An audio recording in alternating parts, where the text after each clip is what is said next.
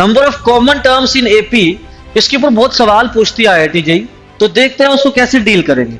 तो हमें दो एपी दी गई हैं 4, 9, 14 से 25, 3, 6, 9, 12 से लेके 37 टर्म्स तक। तो पहले इन दोनों एपीज को हम लोग लिख लेते हैं कि इनकी लास्ट टर्म क्या आएगी, ताकि एपी समझ में आ जाए। तो हमारी पहली एपी है 4, 9, 14 से 124 तक, उसका कॉमन डिफरेंस 5 है। ऐसे ही हमने दूसरी एपी लिख ली।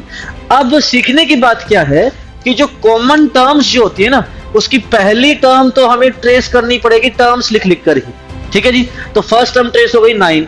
अब जो कॉमन टर्म्स जो आती हैं वो भी एपी में आती हैं, और उस एपी का कॉमन डिफरेंस जो है वो उन बेस एपीज का एलसीएम होता है। तो आपका अगर मैं कॉमन टर्म्स की एपी का कॉमन डिफरेंस आपसे पूछूं तो बेटा वो आपका 5 × 3 15 आ जाएगा, मतलब 5 और 3 का एलसीएम 15 आ जाएगा। तो कॉमन टर्म्स हमारे पास 9, 24 ये सीक्वेंस बन गई। अब इसमें नंबर ऑफ टर्म्स कितनी है वो कैसे निकाली जाए, तो उसके लिए लास्ट टर्म को देखना पड़ेगा। तो बेटा लास्ट कॉमन टर्म जो है ना वो देखें अगर आप, तो उसकी पॉसिबल वैल्यू मैक्सिमम 111 हो सकती है, क्योंकि उसके बाद वाले टर्म जो है सेकंड एपी में नहीं होंगी। तो मैंने मान लिया कि 9, 24 ये जो कॉमन टर्म्स की सीक्वेंस है, ये जो एपी है, इसकी nth टर्म रही होगी 111। अब इस 111 के लिए हम सोल्व कर लेते हैं कि इसका n क्या आएगा।